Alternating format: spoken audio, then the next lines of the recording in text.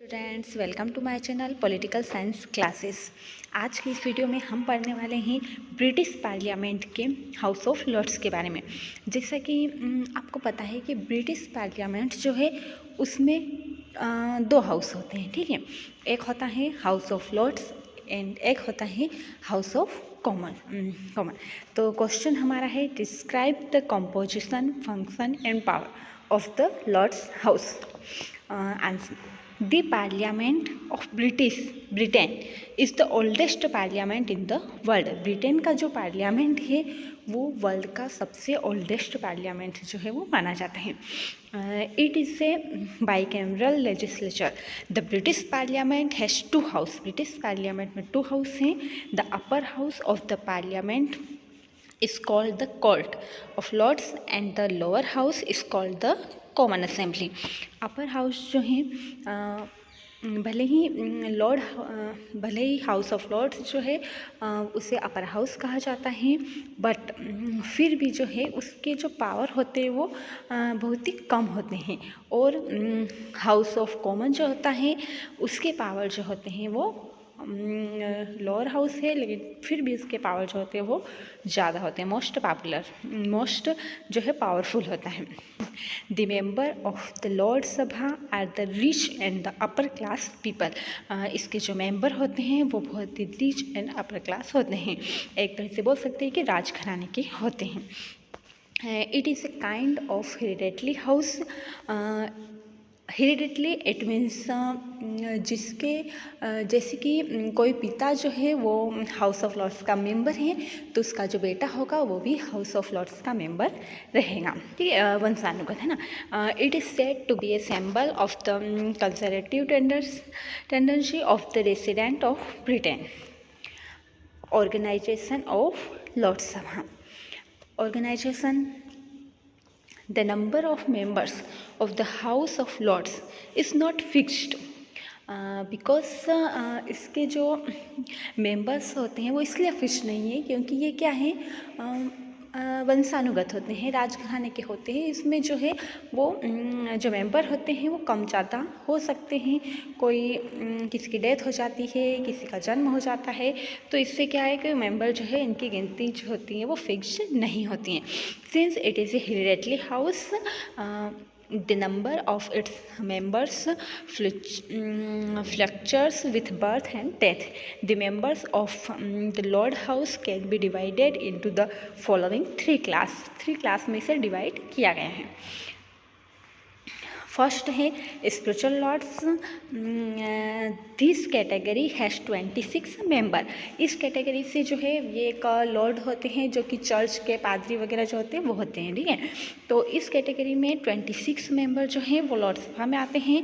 Spiritual Lords are posters and bishop of Lords church के bishop जो है और पादरी जो हैं वो होते हैं। They rarely participate in the proceeding of the house, ठीक है। सेकंड जो है वो है हेरिडेटरी और पैटर्नल पीयर। तो इसके जो पीयर होते हैं वो कौन होते हैं, तो वो पीयर जो है according to the act passed in December 1999 there are 3 categories of hereditary peers. Hereditary peer की 3 कैटेगरी डिसाइड की गई। फर्स्ट जो है वो है members to be elected from peers, ठीक है। तो ये कहाँ से चुनकर आते हैं, दल से चुनकर आते हैं, ठीक है। सेकंड जो है such office peers are elected by the whole house. ये जो है ये पूरे हाउस से चुनकर आते हैं, ठीक है। वो जो है पीयर थे वो दल से चुनकर आते थे, ये पूरे हाउस से चुनकर आते हैं मेंबर्स, ठीक है।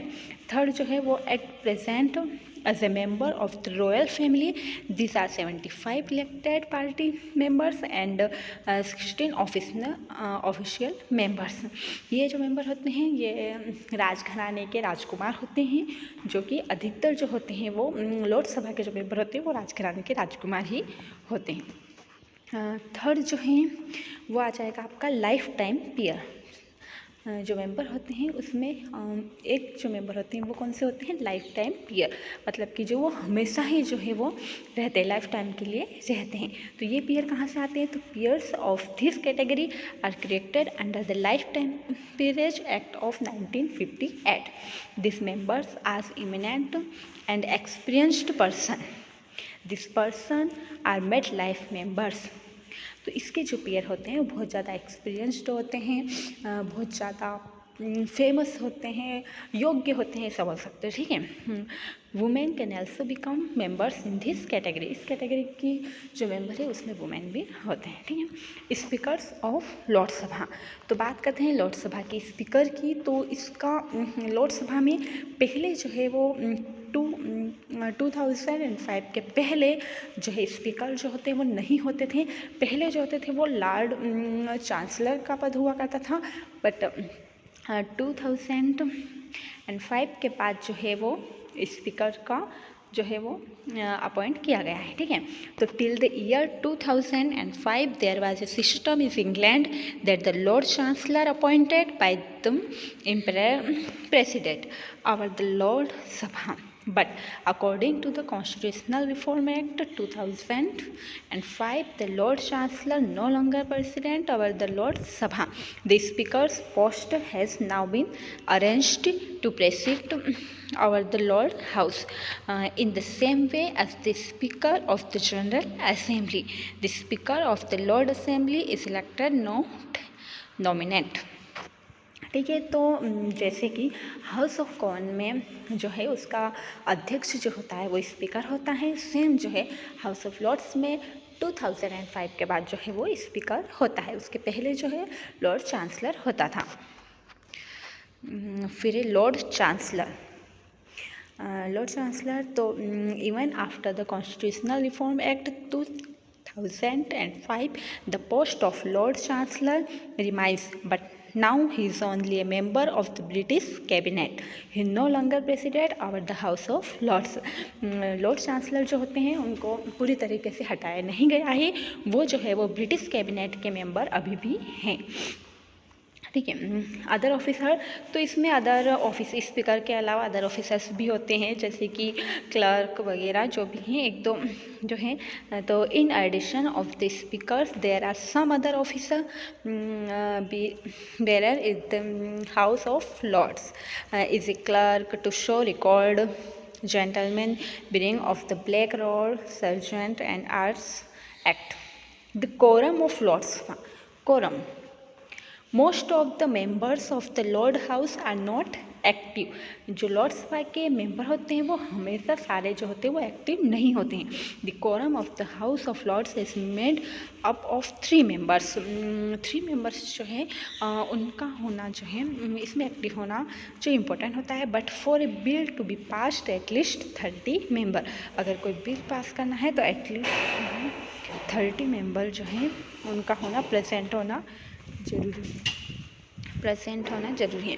There are meetings of the Lord House for 1 or 2 hours 1 week, ठीक है। तो मीटिंग का होना जो है 1 या 2 hours में 2 hours के लिए वीक में जो है मीटिंग होना इसकी ज़रूरी है। और कितने मेंबर जो है वो इम्पोर्टेंट है, तो एटलीस्ट 30 मेंबर जो है, अगर कोई बिल पास करना है तो 30 मेंबर जो है वो लॉर्ड सभा में होने चाहिए, ठीक है। बाकी इसके फंक्शन एंड पावर जो है लॉर्ड सभा के, ये हम नेक्स्ट वीडियो में देखेंगे। Thank you so much, take care, keep learning.